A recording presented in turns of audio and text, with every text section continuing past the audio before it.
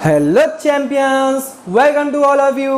हाँ, तो sample paper solve कर रहे थे।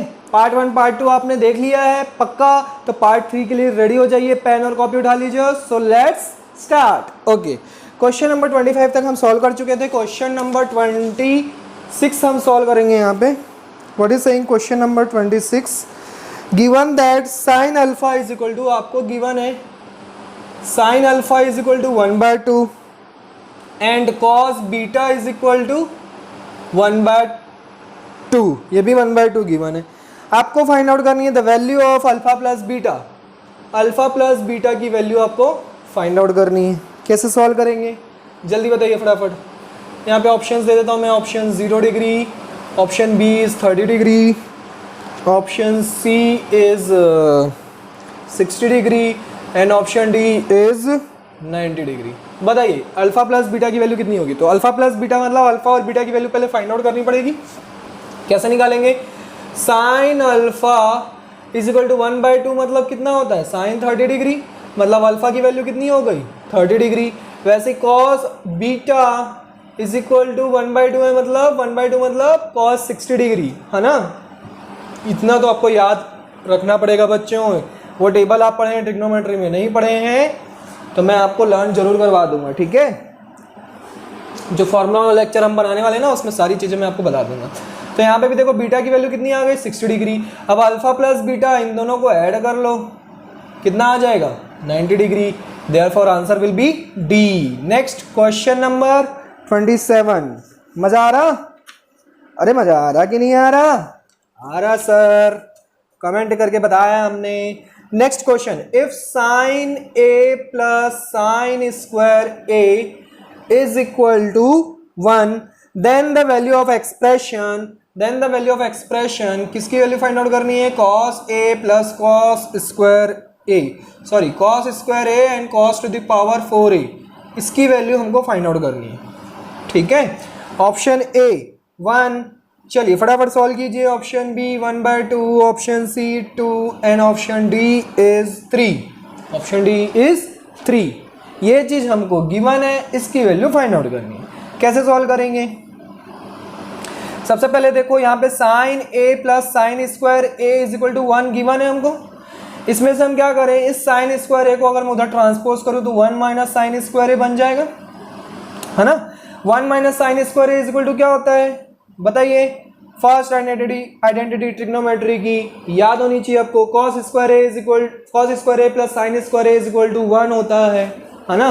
साइन स्क्वायर ए को अगर ट्रांसपोज करोगे तो 1 माइनस साइन स्क्वायर हो जाएगा, जो कि किसके इक्वल मिलेगा? कॉस स्क्वायर ए के मिलेगा।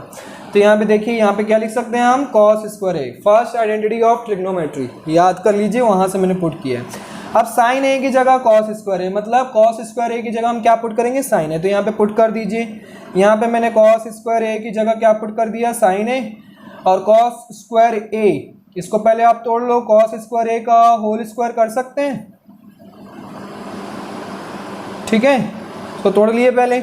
अब देखो इसकी जगह मैं क्या लिख सकता हूँ? साइन ए, और इसकी जगह भी क्या लिख सकता हूँ? साइन ए। तो होल स्क्वायर है तो यहाँ पे साइन स्क्वायर हो जाएगा, और इसकी वैल्यू पता है हमको, गिवन है, कितनी होती है? 1। Therefore answer will B 1। समझ में आया? अरे बूझा भाई, बूझा कि नहीं बूझा? बूझ गया ना? दिया बूझ गया ना? दिया नहीं बुझाना है, दिया जलाना है। समझ में आया कि नहीं, वो पूछ रहा हूं मैं। Next question number 28, if the sum of the circumference of two circles with radii r1 and r2 is equal to the circumference of a circle of radius r, then देखो ऑप्शन ए गिवन है r1 plus r2 is equal to r। Option B given है आपको r1 plus r2 is greater than r। Option C given है आपको r1 plus r2 is less than r। And option D given है आपको none of this मान लीजिए। मतलब उसमें बोल रहा है कि nothing definite can be said about the relation among r1 r2 and r, मतलब हम इनके बीच में रिलेशन नहीं बता सकते, ऐसा बोल रहा है, मतलब नन ऑफ दिस, ठीक है। तो आपसे पूछ रहा है, सिंपल सा क्वेश्चन है, if the sum of the circumference of two circles, दो सर्कल हैं, यहाँ पे सॉल्व कर देता हूँ ना। दो सर्कल हैं, एक का रेडियस है r1 और दूसरे का रेडियस है r2, ठीक है। इसका सरकमफ्रेंस क्या होगा 2 पाई r1, इसका सरकमफ्रेंस क्या होगा 2 पाई r2, है ना। इन दोनों को ऐड कर दो, है ना। और इसी का ही थर्ड एक सर्कल है जिसका रेडियस कितना है r, इसका सरकमफ्रेंस कितना होगा 2 पाई r। अब देखो यहाँ से 2 पाई इन दोनों को ऐड करके ये मिल रहा है हमको, तो 2 पाई क्या कर लूँगा कॉमन निकाल लूँगा, क्या मिल जाएगा r1 प्लस r2। ये बोला है कि ये दोनों क्या है, इन दोनों का सरकमफ्रेंस इसके सरकमफ्रेंस के क्या है इक्वल है, दोनों का सम करने पर। तो यहाँ पे 2 पाई r, तो 2 pi will be cancel out, r1 plus r2 is equal to r, मतलब option is correct. Next question number 21। Next question बोल रहा है कि if the sum of the areas of the two circles, अब ऐसे ही आपको फाइंड आउट करना है कि sum of the areas of two circles, तो sum of the areas of the two circles मतलब पाई आर वन स्क्वायर। भैया एरिया ऑफ सर्कल याद है कि नहीं याद है? अरे यार याद होना चाहिए ना यार, समझते नहीं हो यार। पाई आर स्क्वायर होता है ना, तो pi R one square plus pi R two square, जो कि किसके इक्वल है बोल रहा है, पाई आर स्क्वायर के बोल रहा है। अब देखो फिर से देखो, पाई कॉमन निकाल लेंगे तो क्या बच जाएगा, R one square plus R two square is equal to R square. तो ऑप्शन कौन सा है डियर, ऑप्शन बी है इसमें करेक्ट है। अरे क्यों ऑप्शन लिखवाए, जो क्वेश्चन है वही तो आंसर है। चलिए नेक्स्ट क्वेश्चन करते हैं। If the circumference of a circle and the perimeter of a square are equal. ये अच्छा क्वेश्चन है। एक सर्कल है जिसका सरकमफ्रेंस और एक स्क्वायर है जिसका पेरीमीटर, दोनों ही क्या है इक्वल है। तो स्क्वायर का पेरीमीटर क्या होता है 4a, स्क्वायर का पेरीमीटर क्या होता है 4a होता है ना। ठीक है, इसमें ऑप्शंस क्या क्या हैं, इसमें ऑप्शंस बता देता हूं मैं आपको, शॉर्ट फॉर्म में लिख रहा हूं, ठीक है। एरिया ऑफ सर्कल उसको मैं लिख देता हूं AC is equal to area of square, मतलब AS लिख देता हूं। Option B, area of circle is greater than area of square.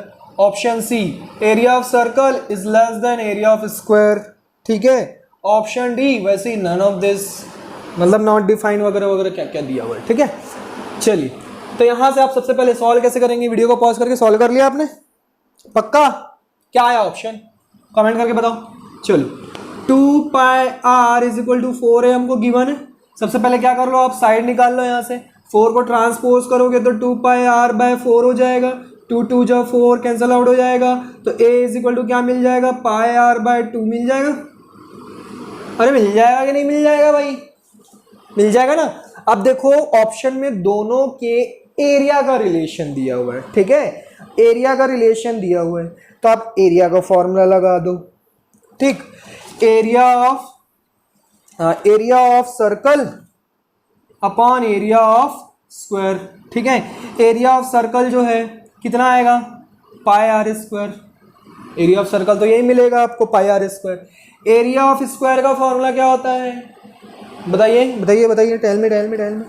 Area of square का फॉर्मूला क्या होता है, जल्दी बताइए।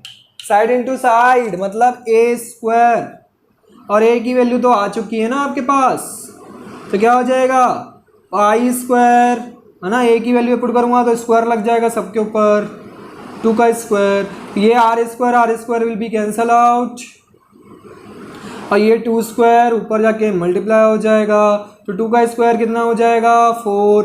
अच्छा, यहाँ से पाई मैंने कैंसिल आउट कर दिया, जो कि गलत किया, पाई से एक सिंगल पाई कैंसिल आउट होगा क्योंकि नीचे पाई स्क्वायर है, तो अपॉन में क्या बच जाएगा 4 बाय पाई। यहाँ पे देखो AC जो है AC अपॉन AS, तो AC is equal to 4 by pi into AS, मतलब एरिया ऑफ सर्कल जो है एरिया ऑफ स्क्वायर के इतना टाइम्स है, मतलब कौन बड़ा हुआ, AC बड़ा हुआ कि नहीं हुआ, कि दोनों इक्वल हुए। तो ऑप्शन कौन सा होगा, B, area of circle is greater than area of square. चलिए समझ में आया? अरे नहीं आया क्या यार, जल्दी बताओ यार, कैसा करते हो यार। Question number 21, the area of the circle that can be inscribed in a square of side 6 centimetre. एक स्क्वायर बना देते हैं सबसे पहले हम, this is your square, 6 centimetre का स्क्वायर है, तो चारों तरफ 6 सेंटीमीटर हो जाएगा। इसके अंदर मैं क्या करूं, एक सर्कल बनाऊं। सर्कल इंस्क्राइब्ड मतलब होता है कि उसके अंदर, इंस्क्राइब्ड मतलब क्या होता है, इंस्क्राइब्ड मतलब होता है उसके अंदर, जो भी एरिया है उसके अंदर। तो इस सर्कल का देखिए यहाँ से यहाँ तक लेंथ है कितनी 6, और ये यहाँ तक इसका क्या हो गया, डायमीटर हो गया। तो मतलब डायमीटर आपको 6 सेंटीमीटर हो गया, तो रेडियस कितना हो जाएगा 3 सेंटीमीटर, जस्ट हाफ। इतना मैंने सॉल्व कर लिया। ठीक है, आपसे क्या पूछ रहा है, एरिया ऑफ द सर्कल पूछ रहे हैं। तो एरिया निकाल लो, पाई आर स्क्वायर लगा दो। पाई आर स्क्वायर लगाओगे, पाई 3 का स्क्वायर कितना हो जाएगा 9 पाई सेंटीमीटर स्क्वायर। कौन सा ऑप्शन है, ऑप्शन डी इज करेक्ट।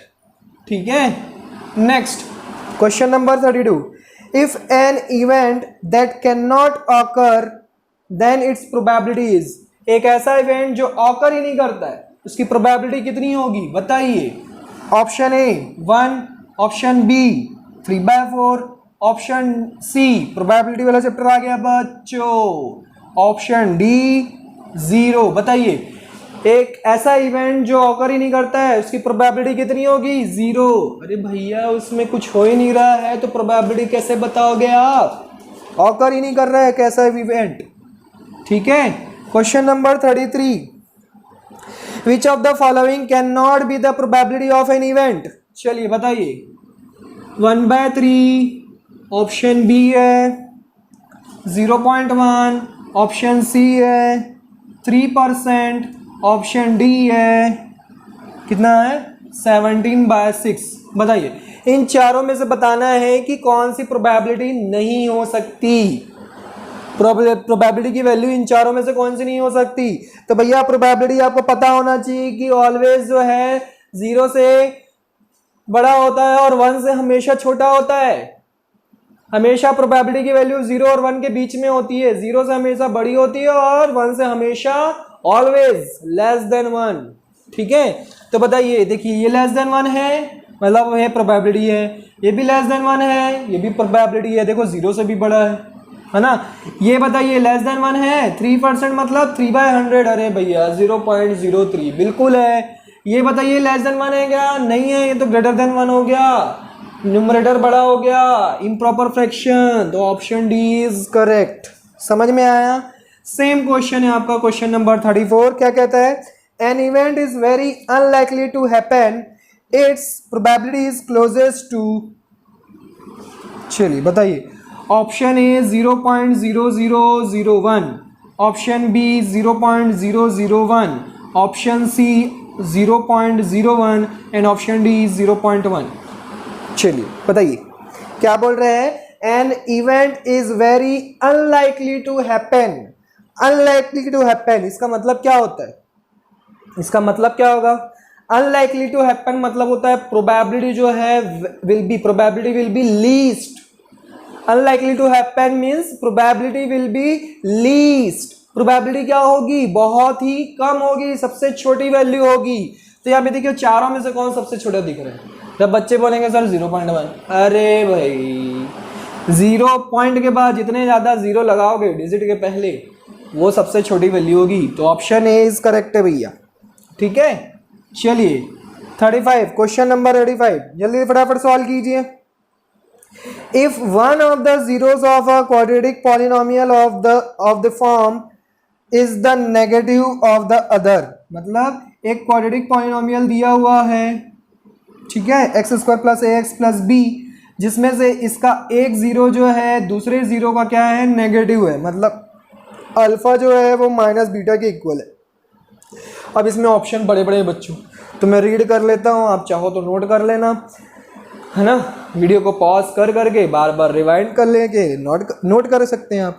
तो फर्स्ट ऑप्शन कहता है कि, नोट कर लीजिए फटाफट, has no linear term and the constant term is negative. Has no linear term and constant term is negative.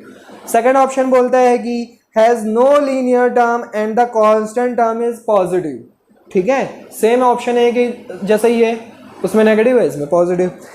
Option C, can have a linear term but the constant term is negative. Can have a linear term but the constant term is negative. Option D, can have a linear term but the constant term is positive. ठीक है, तो ये आपके चार option हो गए। अब मुझे बताइए क्या होगा answer.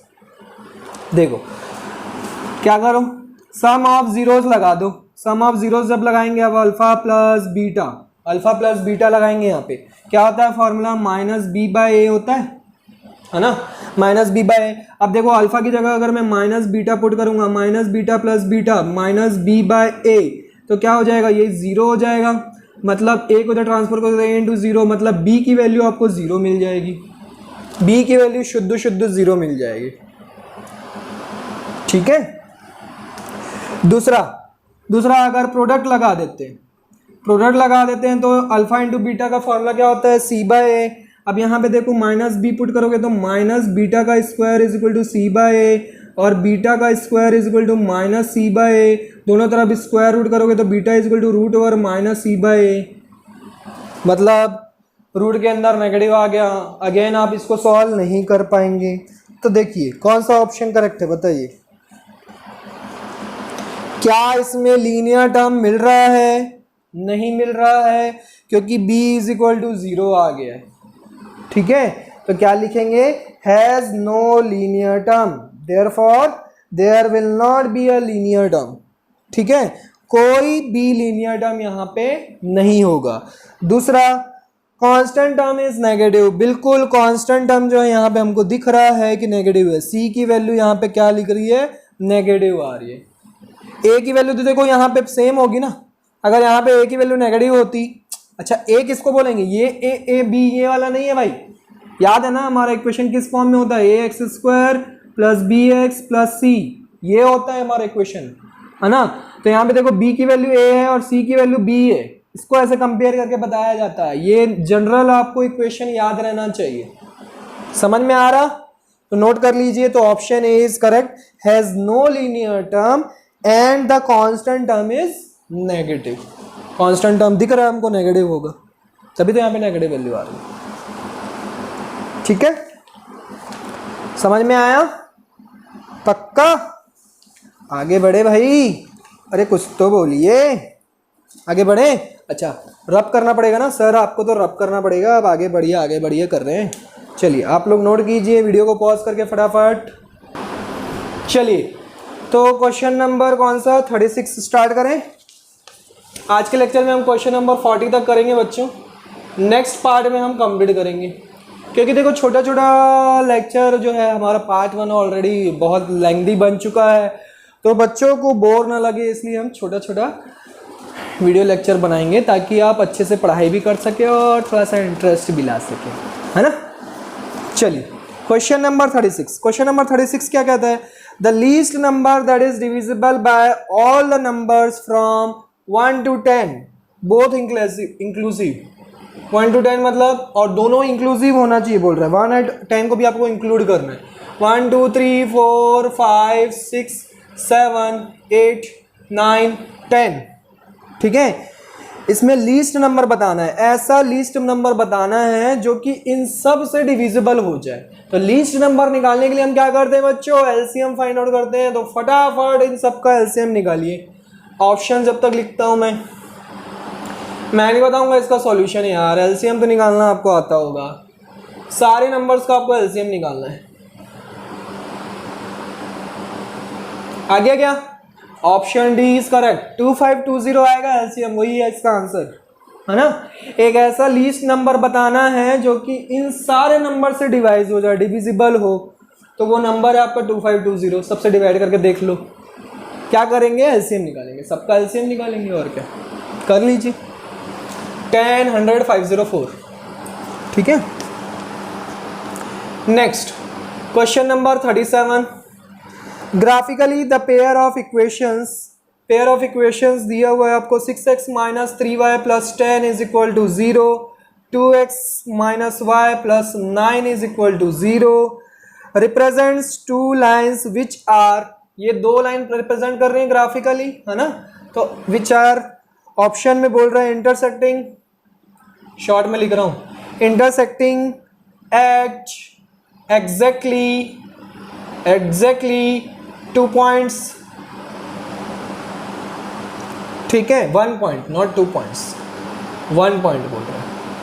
Next option B same है, intersecting at exactly 2 points, and option C है कोइंसिडेंट एंड ऑप्शन डी है पैरेलल। चलिए बताइए।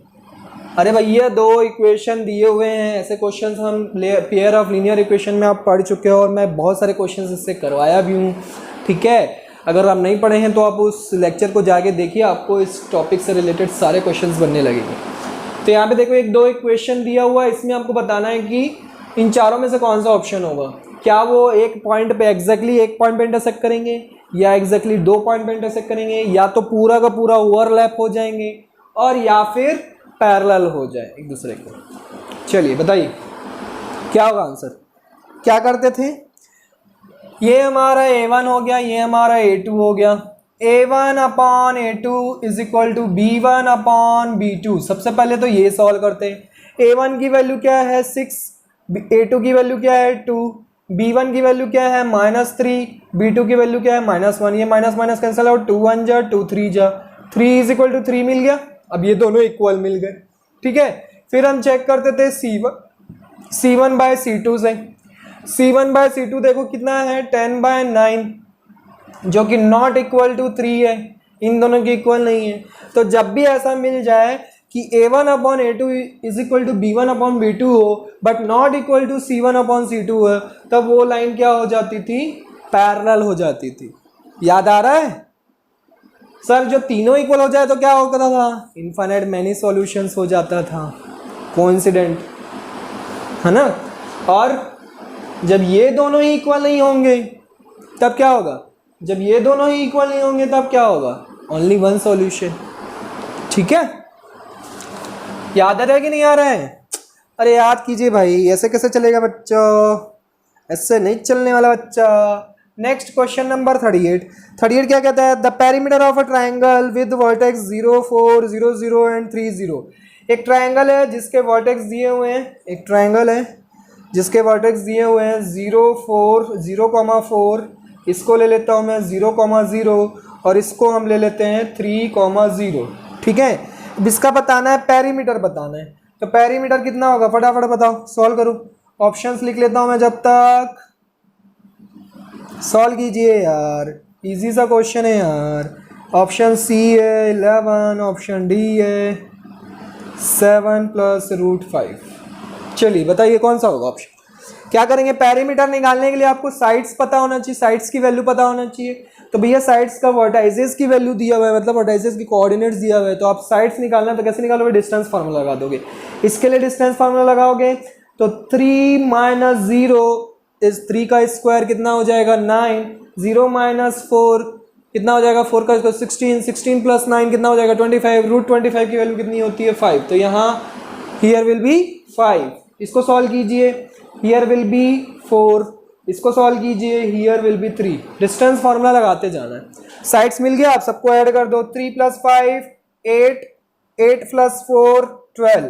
तो पेरीमीटर कितना आया 12, therefore answer will be B option, option B is correct. Question number 39 फटाफट सॉल्व कीजिए। क्वेश्चन नंबर 39 क्या कहता है, इफ cos 9α।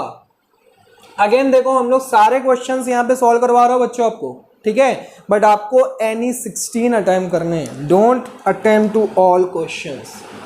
अगर 16 क्वेश्चंस हो गए हैं तो leave it. sin α, cos 9α is equal to sin α, where 9α जो है ये जो है एक्यूट एंगल है, मतलब 90 डिग्री से छोटा है। Then the value of tan 5α, tan 5α की वैल्यू आपको फाइंड आउट करनी है। कैसे करेंगे, चलिए बताइए कैसे करेंगे। सबसे पहले cos 9α, sin α को मैं क्या लिख सकता हूँ, cos 90 डिग्री माइनस अल्फा, ये लिख सकता हूँ। यहाँ से cos cos कैंसल आउट हो गया, 9α is equal to 90 degree minus alpha हो जाएगा, है ना। 9α अल्फा इधर करेंगे तो tan अल्फा हो जाएगा इज इक्वल टू 90 डिग्री, तो अल्फा इज इक्वल टू कितना आ जाएगा 9 degree, alpha is equal to कितना आ जाएगा 9 डिग्री। यहाँ पे alpha is equal to put करो 9, तो tan 45 डिग्री जिसकी वैल्यू कितनी होती है 1, देयरफॉर आंसर विल बी 1। कौन सा ऑप्शन है, option C is correct. Next question number 40, question number 40 क्या कहता है, if triangle ABC, this is your last question, if triangle ABC, एक ट्राइंगल ABC है जिसमें से वो राइट एंगल है एट सी पे राइट एंगल है बोल रहा है, then the value of cos A plus B, cos A plus B की वैल्यू आपको फाइंड आउट करनी है। ऑप्शंस बता दूं? चलो ऑप्शंस बता देता हूँ, इसके भी ऑप्शंस लिखवा दूं क्या? चलो लिख लो। 1/√3 option B, √3 option C, 1 option D, 0, जिसमें से हमारा आंसर कितना है 1। ठीक है, इसके ऑप्शंस क्या हैं? 0 option B, 1 option C, 1/2 and option D √3/2। आगे क्या आंसर आप लोग का? कॉस ए प्लस बी की वैल्यू कितनी होगी बताइए, फटाक से बताइए। अरे बताओ यार, बहुत टाइम लगा रहे हो आप, बताइए। चलिए, नहीं बना, नहीं बना, नहीं बना। देखो ये राइट एंगल ट्रायंगल है ना? राइट एंगल ट्रायंगल, सबसे पहले तो ट्रायंगल है, ट्रायंगल में एंगल सम प्रॉपर्टी लगा दीजिए, angle A plus angle B plus angle C is equal to 180 degree होता है। उसको ए बी सी भी लिख सकते हो, कोई प्रॉब्लम नहीं। तो मैं यहाँ पे ए प्लस बी लिख लेता हूँ, और एंगल सी की वैल्यू पता है हमको 90 डिग्री, है ना? तो a प्लस बी, 90 को तो ट्रांसपोज करके माइनस हो जाएगा, 90 हो जाएगा, 180 माइनस 90 90 डिग्री। तो a प्लस बी की वैल्यू 90 डिग्री, मतलब यहाँ पे पुट करो अब, cos 90 डिग्री की वैल्यू कितनी होती है? 0, therefore answer will B 0। Option A is correct. Note it down fast. तो यहाँ तक हमारे 40 क्वेश्चन हो चुके हैं, मतलब section B is also over. Then next part में हम सेक्शन सी सॉल्व करेंगे, that is your case study question. So फटाफट प्रैक्टिस करते रहिए। अच्छा, नोट करना है तो स्क्रीनशॉट ले लीजिए, या तो वीडियो को पॉज करके नोट कर लीजिए। तब तक आप क्या कीजिए, प्रिपेयर कीजिए, और जो डाउट होता है हमको फटाफट बताइए। ठीक है, okay champions, bye bye, take care, see in the next lecture.